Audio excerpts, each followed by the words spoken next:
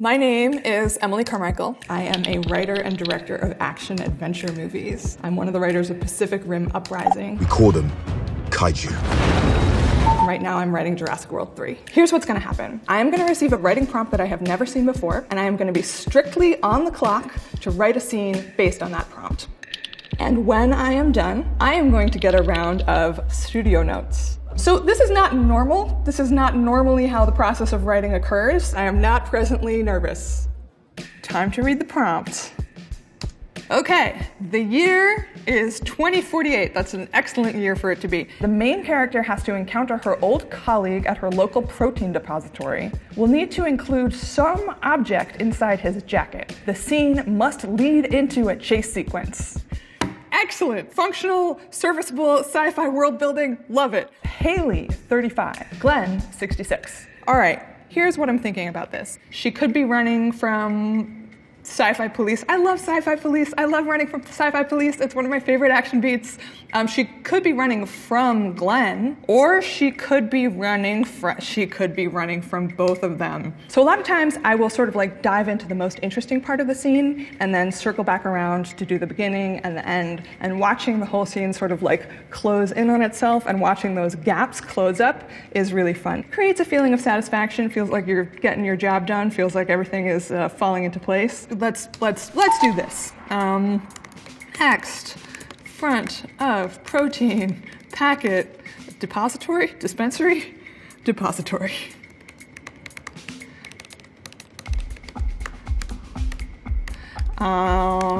So I'm gonna get that moment where the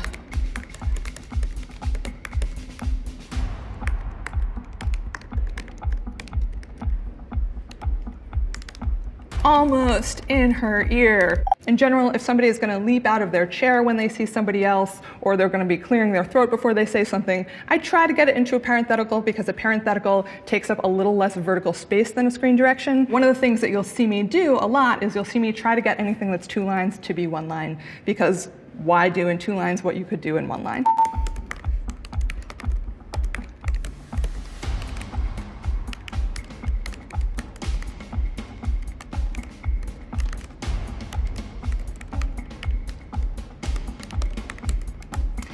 Now, I get to choose whether I'm going to spend my time fleshing out this chase sequence, which could be really fun, but we have to establish what this object is. Look, it's a sci-fi story. It could be anything. He could have like a radioactive chinchilla in his jacket, and she could run away from the police, and those 2 things wouldn't have to be clear yet how they're related, because this is clearly a scene at the beginning of the story. But I like the idea that like as soon as Haley sees the object, she knows what it is. So I like the idea that it is something like this.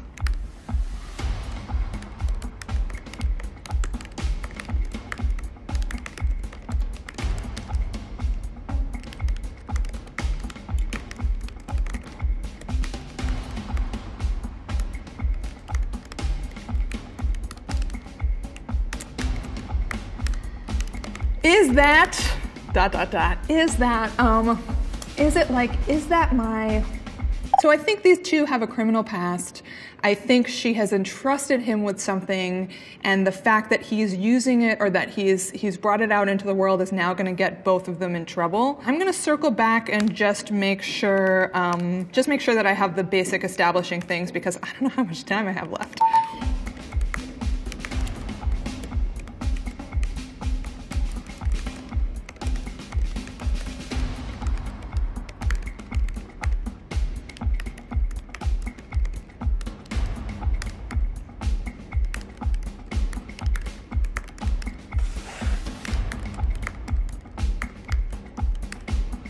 I like to put ... dots in front of something a character says to indicate that they take a long pause, because it's the only way to indicate that a character stops or pauses without using an extra line.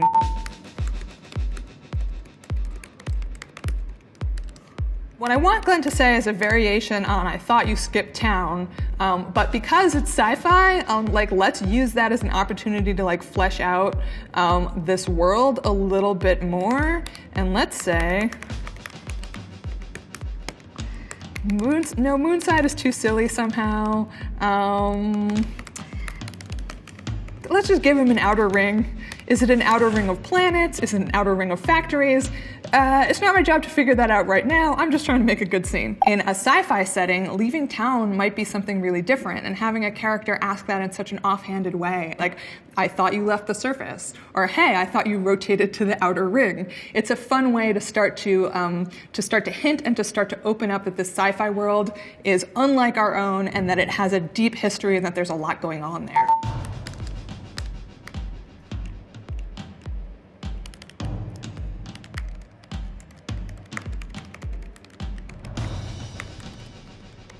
So we've set up the circumstances. Now we gotta figure out what this object is. Is that... My fallback here is safecracker. Like, there might be an object that would be a safecracker, but I kind of want something cooler than that. Could it be... Let's name it Arno. Off screen.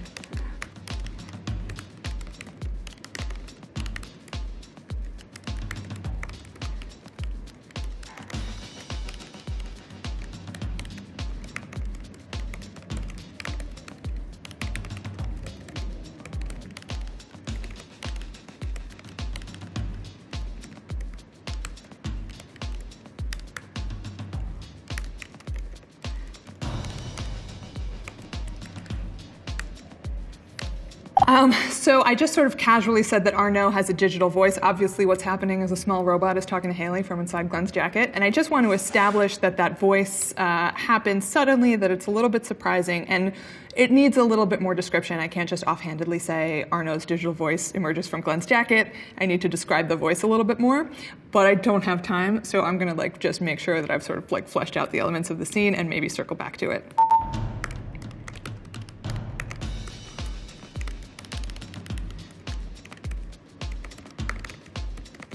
And then I love this idea that there's a betrayal involved.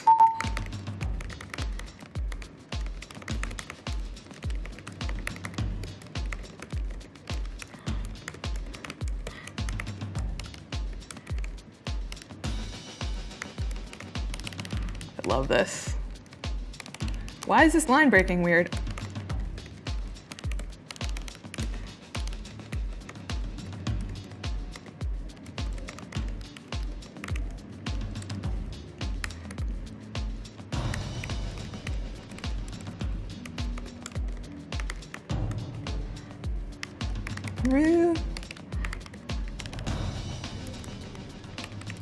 Male or female policeman? I'm just making policeman. White. I don't want to make it a policeman in a mask and a white suit because that's so lame for science fiction. A policeman in a regal, almost Victorian era suit. Catches sight of Glenn and talks to a wrist communicator. Grabs Arno. How do I spell Arno? She is in line, somebody bulbs her elbow, and now I'm gonna add just a little line here so we know what's happening. And then, at that moment, a tiny digital voice speaks from somewhere inside.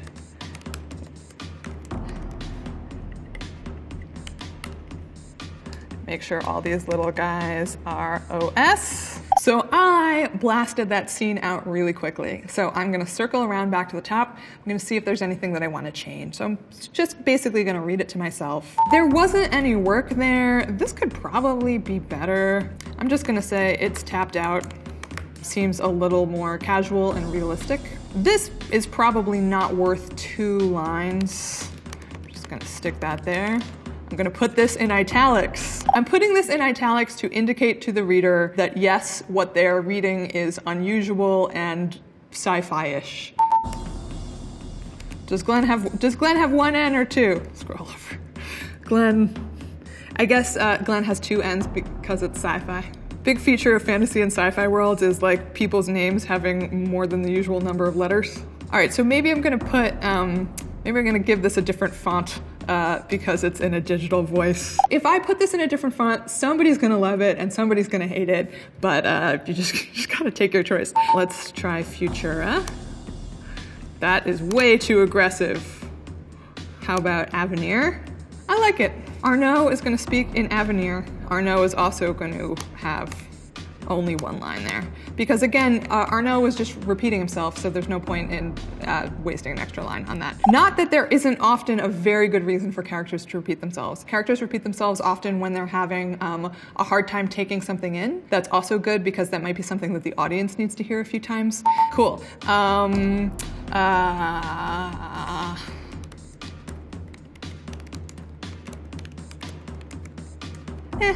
Surrounding cops draw weapons. I mean, that was a little fast. It's a little fast for a legal law enforcement crackdown in the future, but whatever, it's fine for the moment.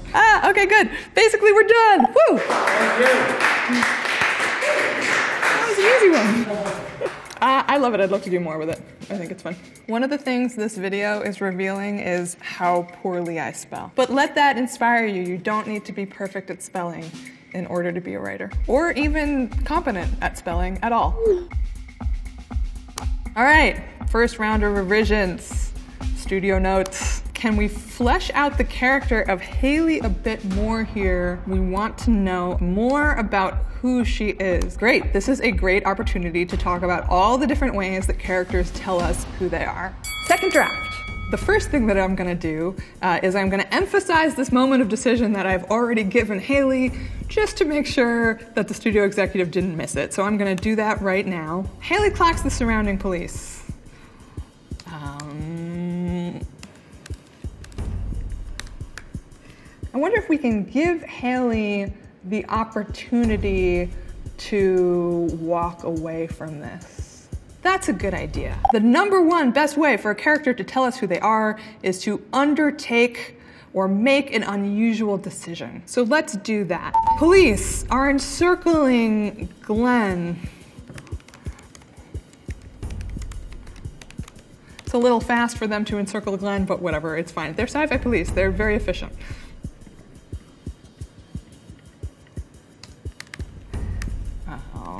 Police.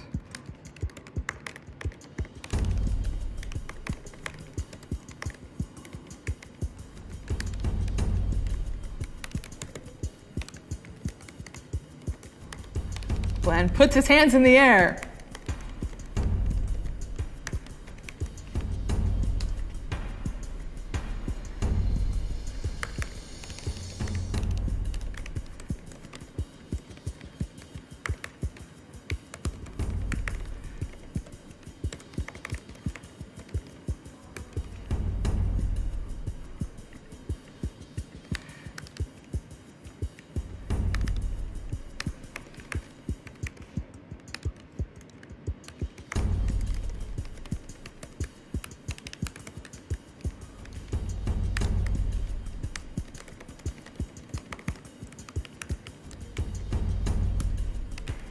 Okay, got it. I know what we're gonna do. So generally, you are not supposed to make the director feel like you are telling them where to put the camera, because that is the director's job.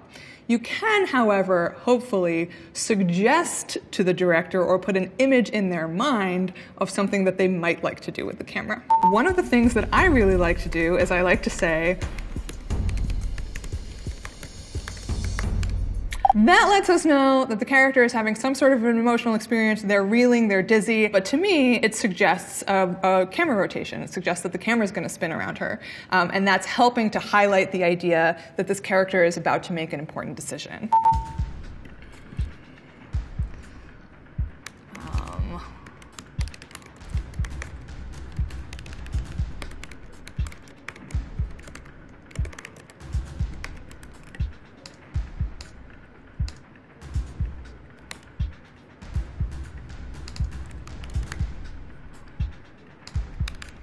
Just to make clear that she's gotten herself in a lot of trouble.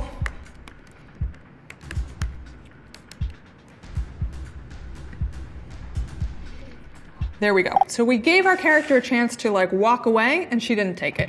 Ooh, what's this? I am getting a text. Just got word about a contractual change. We need to include the doctor in this scene. Oh, I love it. So the note is that we have to put the doctor in this scene, and the doctor is capitalized, indicating that this is a character who we've seen before, who has relationships with some of the characters who are already here. We have a tense scene already because we have Haley who's in conflict with Glenn, and both of them who are in conflict with the police. So if we add a new character to the scene, we want that new character to make the scene more interesting and more dramatic. We want that character to make everybody's lives harder and not easier.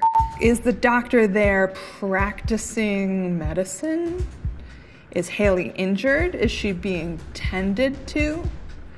Is there a... Haley waits in line. A doctor peddling the doc. So we know who this character is.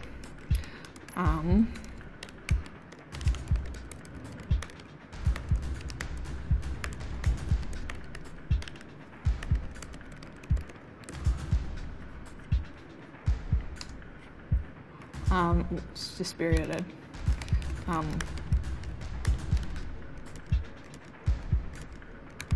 going to say that this is a doctor who goes around in a pushcart and administers medicine to people in this sci-fi world. I just kind of like the idea that the doctor would be, that the doctor's trade would not be irrelevant to her presence in this scene. I also think that since we're about to have a chase sequence, I'd like to see that pushcart be utilized in the chase sequence. It's always nice when you can have a vehicle in there and kind of get it in there surreptitiously, like bring it onto the scene for what seems like another reason, and then somebody has the opportunity to use it during the chase.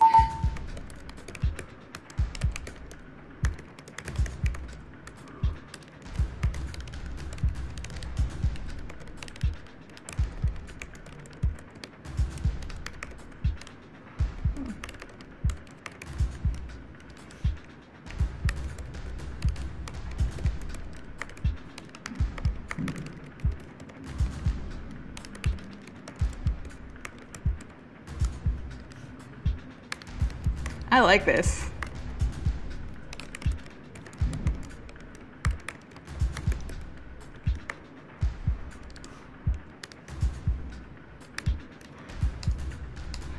This person has a problem with their cochlear implant.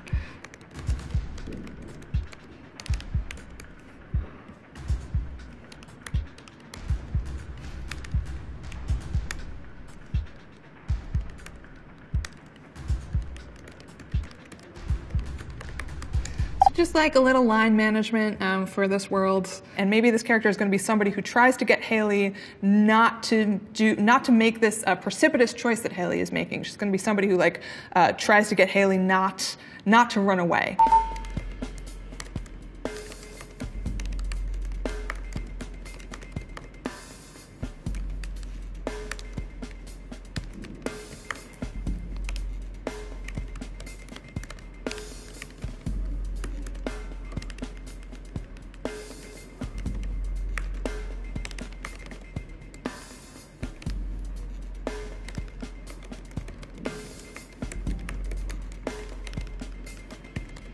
So having a character discover information that they need by reading it, like reading it in a newspaper, is one of the least interesting ways that characters can discover information.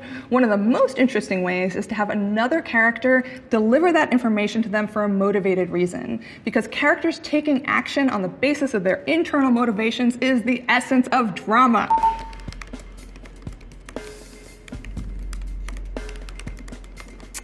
The gears in Haley's elbow, that's like too on the nose, but like the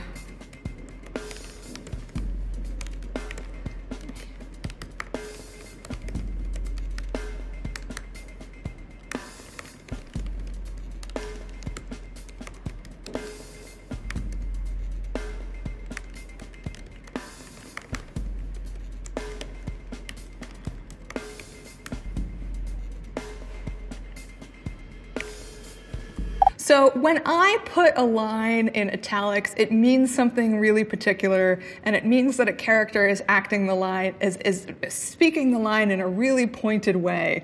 Like they have some subtext, and they're leaning so hard into the subtext that it's almost starting to sound like it's text.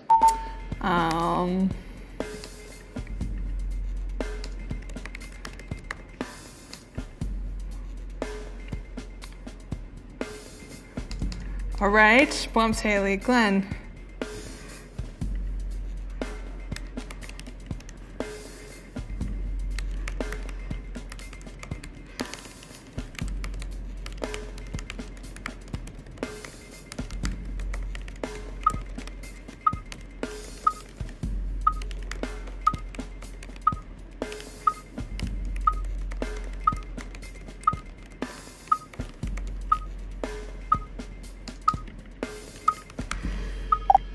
Okay, we got a sci-fi pushcart doctor, goes around with her pushcart, administering people's various implants. We've got Haley has some implants in her elbow that maybe need fancier medical attention. She's a prior relationship with this doctor. The doctor is like, just walk away from this girl, it's not worth it. Haley bucks that advice, grabs the robot, and runs.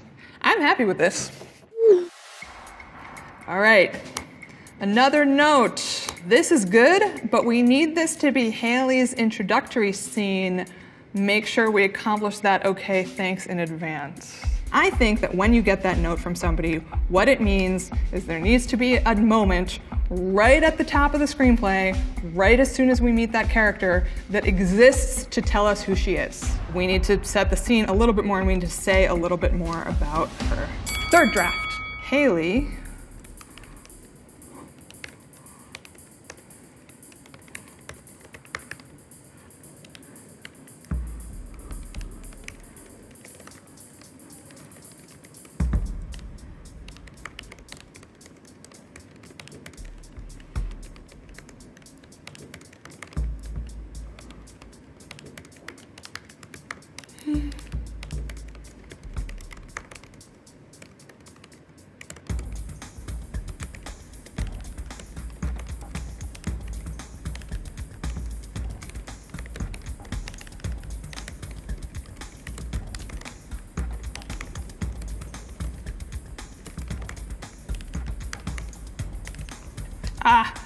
all right, I know what we're gonna do.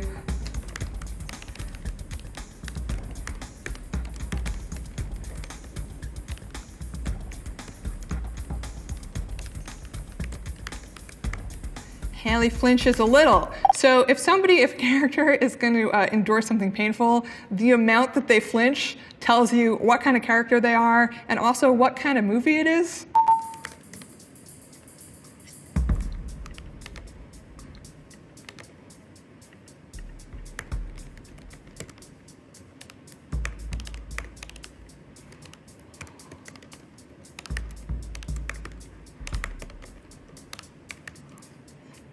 To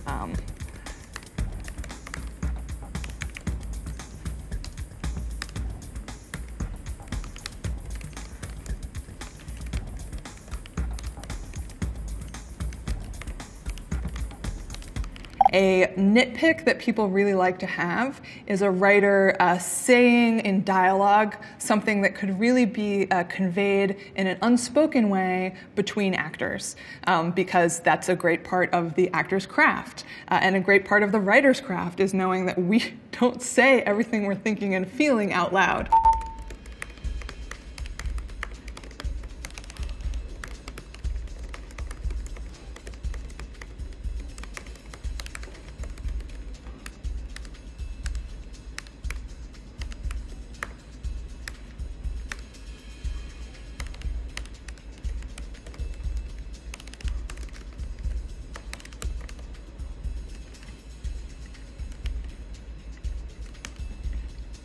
Okay, so we just learned that Haley is an android who makes bad jokes. And that's telling the audience who she is. I'm going to see if I can revise this a little bit because that is a really bad joke, and maybe this character can announce herself by making a little bit of a better bad joke. So I'm gonna workshop that for a second and see if I can make it better. One of the ways that we can do that is have the joke play a little bit better for the audience. Like, let's make the audience believe that this is the first time that Haley is discovering that she's an android. And I think I'm actually going to do that in the screen direction. All right, first of all, let's move the filaments after the incision so that her skin gets cut open and then we see what's inside.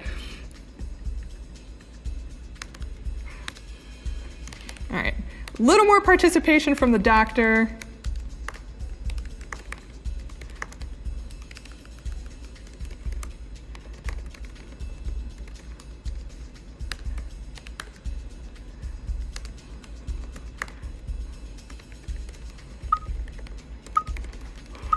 Ah! All right, good. Delete this screen. Delete these. Great. Good. All right. I don't know if that is the best character introduction that I've ever written, but it is a character introduction, and somebody will not have the note about that scene. I didn't know who this character was supposed to be. It was unusual for me, certainly, with all of you watching. If I was writing a scene as part of a movie, I would spend a lot more time on it. I would go over it many more times. But I still really enjoyed the experience, and I still feel like something kind of special happened.